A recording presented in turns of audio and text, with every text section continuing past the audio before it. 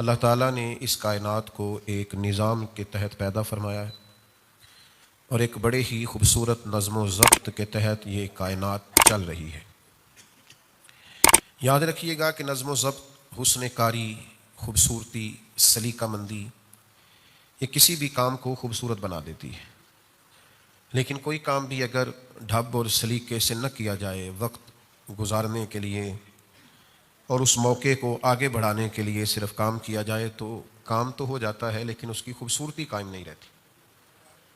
اللہ تعالیٰ نے قرآن مجید کے اندر ارشاد فرمایا کہ وَهُوَ الَّذِي خَلَقَ اللَّيْلَ وَالنَّهَارَ، فرمایا وہی رب ہے جس نے رات اور دن کو بنایا، وَالشَّمْسَ وَالْقَمَرَ، سورج اور چاند کو بنایا، كُلٌّ فِي فَلَكٍ يَسْبَحُونَ، فرمایا یہ سارے اپنے مدار میں تیر رہے ہیں، اپنے گھیرے میں تیر رہے ہیں، دن بھی، رات بھی، سورج بھی، چاند بھی، یہ سب اپنے اپنے مدار میں تیر رہے ہیں، کوئی کسی کے وقت میں آتا نہیں، کوئی کسی کی جگہ لیتا نہیں، کوئی کسی سے ٹکراتا نہیں، اپنے اپنے مدار میں، اپنے اپنے گھیرے میں تیر رہے ہیں۔ جس طرح تیرنے والا دریا میں تیرتا ہے، اس طرح یہ اپنے اپنے مدار میں تیرتے ہیں۔ یہ سورہ انبیاء ہے، آیت نمبر 33۔ اللہ تبارک و تعالیٰ نے ان کو جو ڈیوٹیاں دی ہیں، یعنی جس وقت دن ہوتا ہے اس وقت رات نہیں ہوتی، آپ نے کبھی نہیں دیکھا ہوگا کہ رات بھی ہو اور دن بھی ہو۔ چاند ہوتا ہے تو پھر سورج اوٹ میں چلا جاتا ہے نظر، اپنے اپنے مدار میں۔ ہمارا یہ مزاج ہے کہ ڈھیروں لوگ ہیں جو اپنے مدار میں کام نہیں کرتے، ان کی جو ڈیوٹی اور ذمہ داری ہوتی ہے ان کا نہیں انہیں پتہ ہوتا، باقی سب کا پتہ ہوتا ہے۔ فلاں ٹھیک نہیں کر رہا، فلاں غلط کر رہا ہے، فلاں ذمہ داریوں کا احساس نہیں کر رہا، فلاں شعبے میں لوگ خراب ہو گئے ہیں۔ پہلے بھی شاید میں نے عرض کیا ہو، میرے پاس ایک دوست ایک دفعہ تشریف لائے، بڑے محبت والے ہیں اور ان کا یہ جوتے بنانے کا کارخانہ ہے، تو پوری دنیا پر تبصرہ کر رہے تھے اور کرنا چاہ رہے تھے۔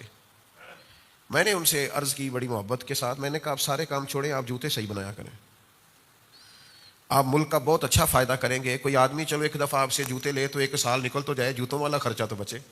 آپ غریب کی اتنی مدد بس کر دیں کہ جو آپ کر رہے ہیں اس کو صحیح کر کے کر دیں، تو باقی ساری دنیا کی فکر آپ چھوڑ دیں، جس کو اللہ نے جہاں رکھا ہے وہ اپنی ڈیوٹی کرے گا۔ دوسرے کے کام میں مداخلت کرنا نظم و ضبط کو توڑ دیتا ہے۔ یعنی آپ دیکھیے کہ جنگ احد میں مسلمانوں کو بظاہر نقصان کا سامنا کرنا پڑا، اس کی وجہ یہ بنی کہ نبی کریم صلی اللہ تعالی علیہ وسلم نے بعض صحابہ کی ایک درے پر ڈیوٹی لگائی تھی، فرمایا جب تک میں نہ کہوں تم نے اس درے کو نہیں چھوڑنا، یہیں کھڑے رہنا۔ اب جنگ ختم ہو گئی، مسلمان کامیاب ہو گئے، مال غنیمت جمع ہونے لگا، تو بعض صحابہ نے اجتہاد کیا، انہوں نے کہا کہ یہ جو حضور نے فرمایا تھا نا جب تک میں نہ کہوں، اس کا مطلب یہ ہے کہ یہ جنگ کے ختم ہونے تک کی بات، تو اب تو ختم ہو گئی جنگ۔ اجتہاد کیا، رائے دی، تو جو ان کی ڈیوٹی تھی وہ ڈیوٹی چھوڑ کر وہ ذرا دوسرے کام پر آئے، اس کا نتیجہ یہ نکلا صرف اپنی ڈیوٹی چھوڑ کے دوسری ڈیوٹی پہ آئے، اور اخلاص والے تھے، مخلص تھے، ایمان کے اعلیٰ درجے پر فائز تھے، ان کا ایمان کسوٹی ہے دوسروں کے لیے، دنیا کے سب سے عظیم لوگ تھے، لیکن صرف تھوڑی دیر کے لیے اجتہاد میں بھول ہو گئی اور اپنی ذمہ داری چھوڑ کے دوسرے کام پہ وہ لگ گئے، تو اس کا نتیجہ یہ نکلا کہ 70 صحابہ شہید ہو گئے۔ حضرت امیر حمزہ رضی اللہ تعالیٰ عنہ کا پورا وجود کٹ گیا، خود نبی کریم صلی اللہ تعالیٰ علیہ وسلم کو تکلیف آئی، دانت مبارک شہید ہوئے، وجود نور سے خون نکلا۔ یہ ساری آزمائش کیوں بنی کہ وہ جو نظم و ضبط حضور نے دیا تھا بنا کے، اس میں تھوڑی دیر کے لیے بعض لوگوں کو سمجھنے میں اشتباہ پیدا ہوا تو نقصان ہوا۔ ہمارا آج پوری ملت کا اور قومی مزاج یہ بن گیا ہے کہ لوگ ذرا تھوڑا سا دوسروں سے ہٹ کے چلنا چاہتے، نظم و ضبط کے قائل نہیں ہیں، کسی ترتیب کو پسند نہیں کرتے۔ منظم طریقے سے کسی جگہ قطار بنانے کا عرض کر دیا جائے یا کسی جگہ کسی لائن میں آنے کا عرض کر دیا جائے تو بہت سارے لوگ ہوتے ہیں جو کہتے ہیں کہ بھئی میرے پروٹوکول کے اور میرے مزاج کے اور میری شان کے اور میرے فلاں کے خلاف ہے، اب میں یہ کروں گا۔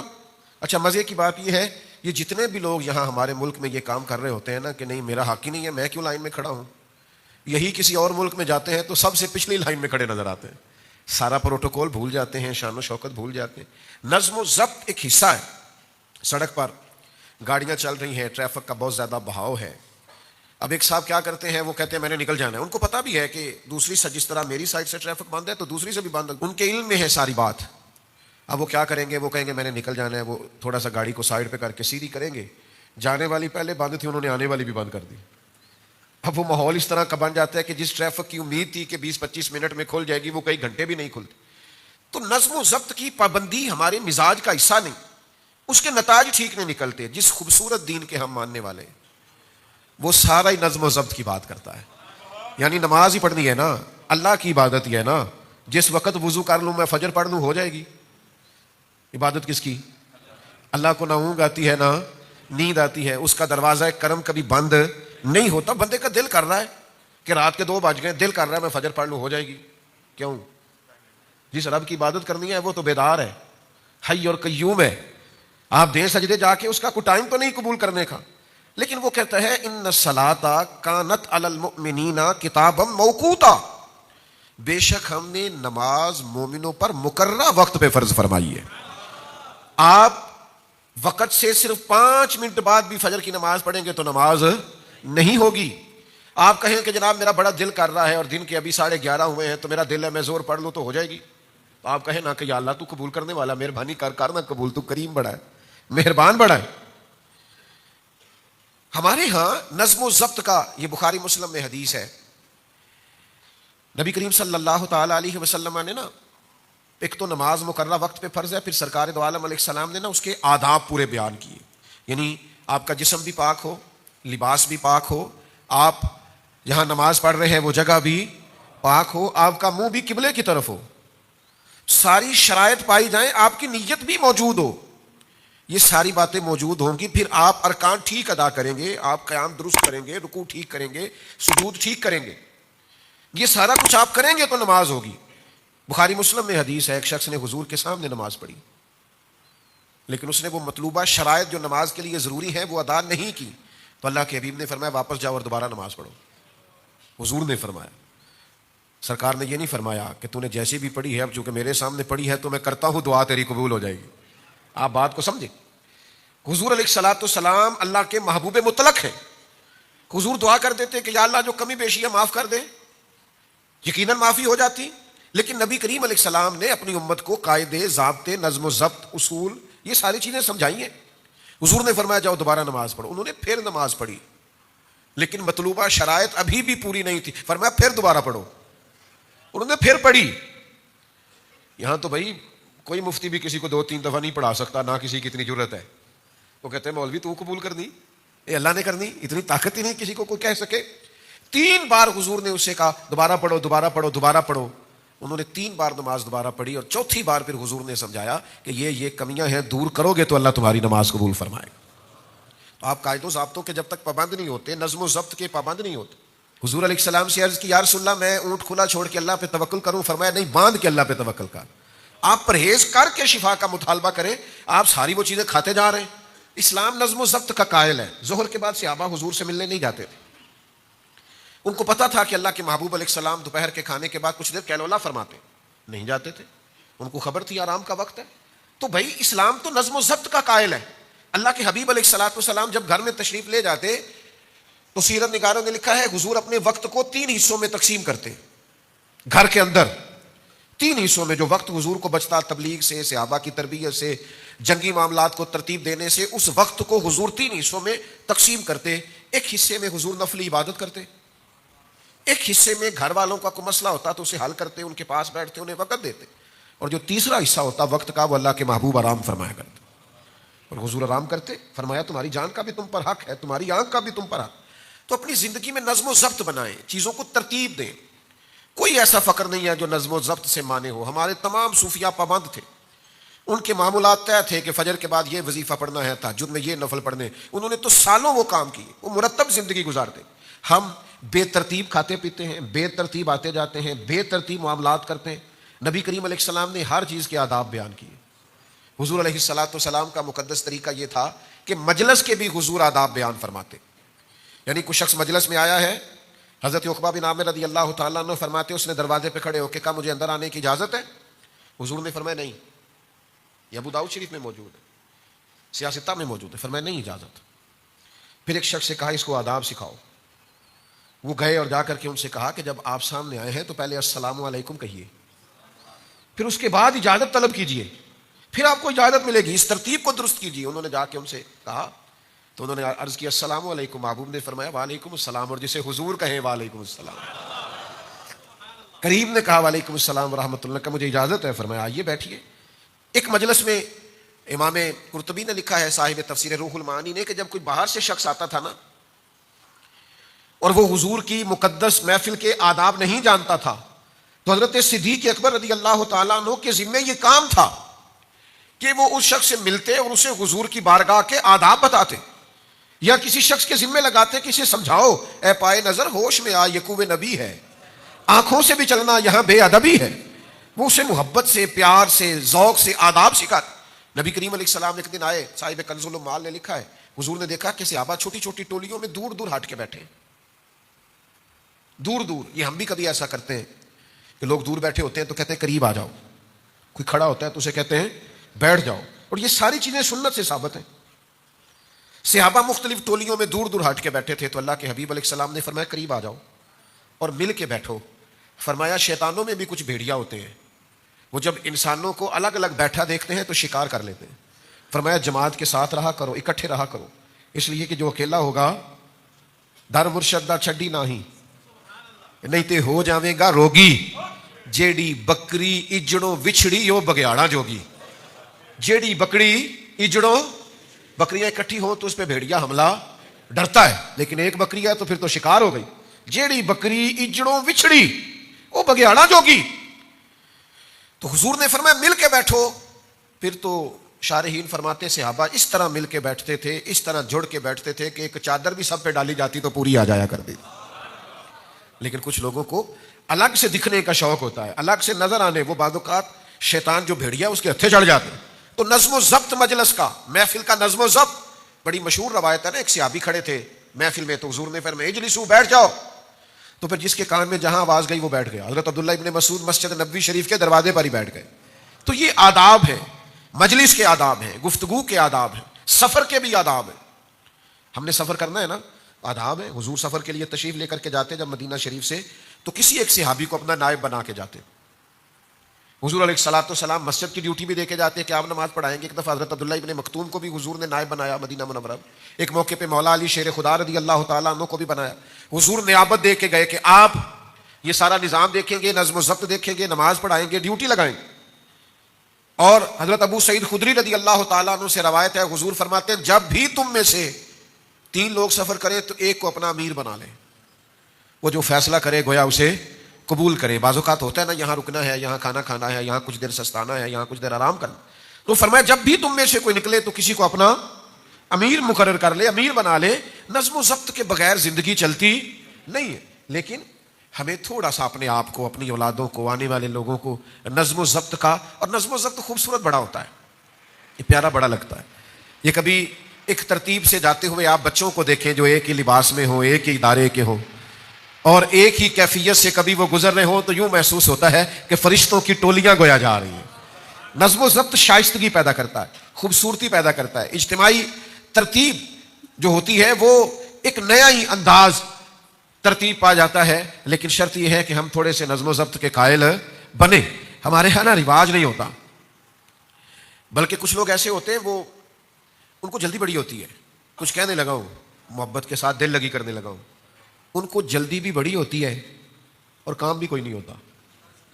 جلدی بھی بڑی ہوتی ہے اور کام بھی کوئی, جلدی بھی بڑی ہے, ملنا بھی فٹافٹ ہے, آنا بھی اگلی لائن میں ہے, 2-4 لوگوں کو پیچھے بھی کرنا ہے, ان سے مل کے آپ پوچھیں جناب خیر ہے, کندھے پر سلام کرنی سی. کام بھی کوئی نہیں اور جلدی بھی بہت زیادہ ہے. یعنی ہم مصروف بھی بڑے ہیں اور زندگی میں کام بھی. اس طرح کے لوگوں کا بڑا مسئلہ بن جاتا ہے. وہ کہتے ہیں آپ چھوڑ دیں, پہلے میری سن لیں.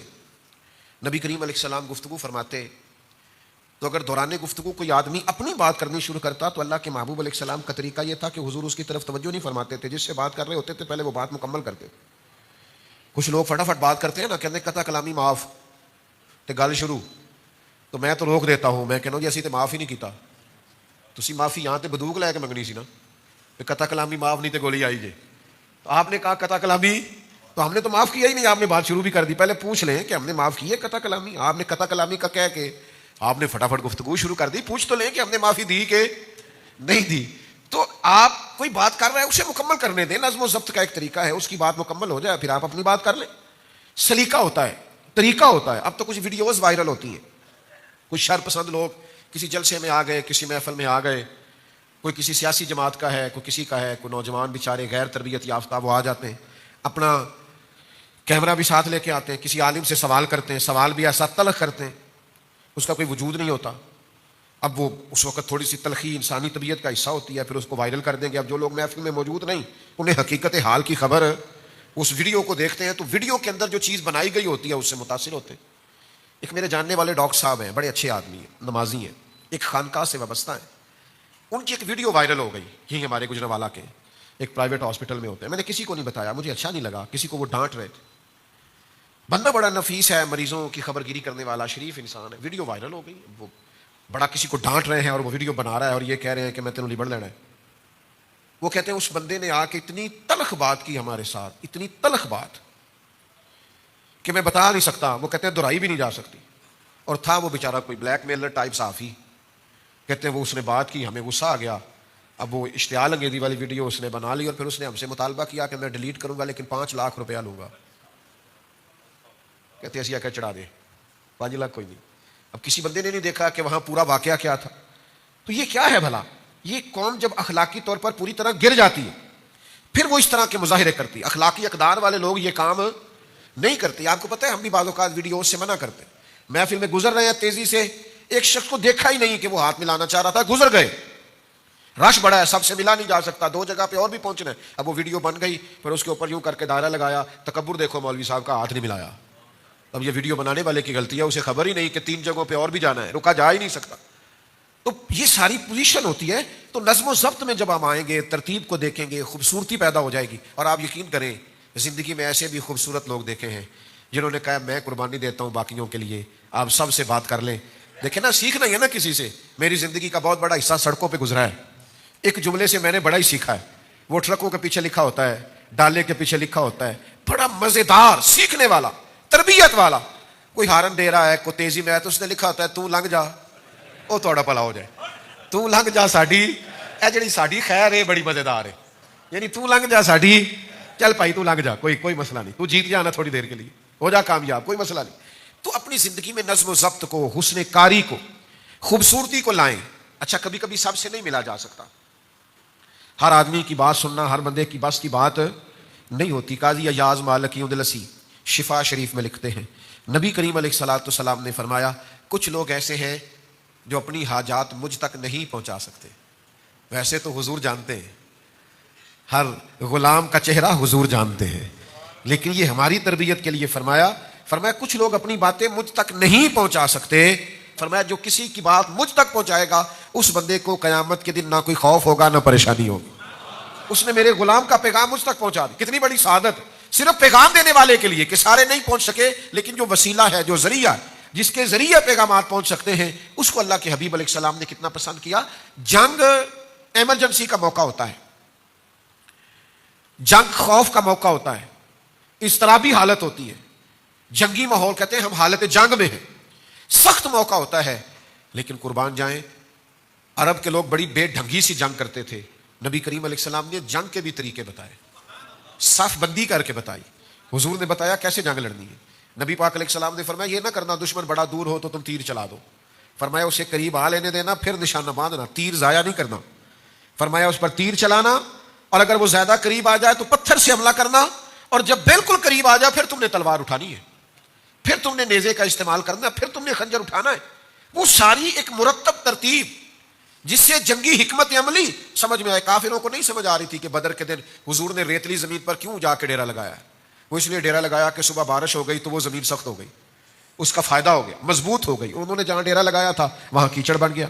تو میرے عزیز یاد رکھیے گا کہ جنگ کے موقع پر بھی آپ حکمت عملی کا مظاہرہ کریں گے, آپ ترتیب کے ساتھ چلیں گے. جب زندگی مرتب ہو جاتی ہے پھر زندگی بڑی خوبصورت ہو جاتی ہے. مجھے ویسے تو کو 20-22 سال ہو گئے یہ گفتگو کرتے, تقریر کرتے, دوران طالب علمی سے ہی بات کرنی شروع کر دی تھی, تو اب بھی کوئی 18 سال تقریباً ہونے کو ہیں یا اس سے زیادہ مستقل جمعہ پڑھاتے. اور جن لوگوں کو 17 سال ہو گئے میرے پاس جمعہ پڑھتے, انہیں پتا ہوگا کہ کبھی ایسا نہیں ہوا کہ میں 10 منٹ جمعے میں لیٹ ہوا ہوں. ہو ہی جاتا ہے نا, کبھی بندہ بیمار بھی ہوتا ہے, کمی بیشی بھی ہوتی, کہیں ٹائم دیا ہو تو ایسا نہیں ہوتا کہ وہ لوگ باہر گلیوں میں کھڑے ہو کے پہنچے نہیں. ایسا ہو جاتا ہے کہ 25 منٹ پہلے پہنچ گئے. بھائی زندگی میں آپ نظم و ضبط بنائیں اگر آپ نے کوئی کام کرنا ہے، آپ چیزوں کو مرتب کریں اگر آپ نے کوئی کام کرنا ہے، آپ طے کریں. یعنی اتنے سالوں میں ایسا نہیں ہوا کہ آج 15 منٹ لیٹ ہیں، آج 18 منٹ لیٹ ہیں، آج 10 منٹ لیٹ ہیں. بس کرنا ہے نا ایک کام تو 1-2 منٹ تو سمجھ میں آتے ہیں، کسی وقت ٹریفک رک گئی، لیکن آپ نے عمر بھر ہر کام ہی دیر سے کرنا ہے. کیسے کام چلے گا؟ کیسے ترتیب بنے گی؟ جن لوگوں نے یہی آج تک طے نہیں کیا کہ سونا کتنے بجے، اٹھنا کتنے بجے. ہمارے بہت بڑے درویش بزرگ گزرے، حکیم الامت مفتی احمد یار خان صاحب نعیمی رحمۃ اللہ علیہ. ان کی زندگی میں لوگ شکوہ کرتے تھے کہ مفتی صاحب زیادہ پاس بیٹھنے نہیں دیتے. کچھ لوگ جاتے ہیں نا، ان کا خیال ہوتا ہے کچھ خوش گپیاں ہوں، کچھ ٹائم نکلے، کچھ تھوڑا سا سوسائٹی پہ، معاشرے پہ، ارد گرد کے ماحول پر تبصرہ ہو. وہ جی بیٹھنے نہیں دیتے. مفتی صاحب نے قرآن مجید کی تفسیر لکھی ہے، 1 جلد کا 1 پارہ ہے. 8 جلدوں میں شرح لکھی ہے انہوں نے مشکات شریف کی.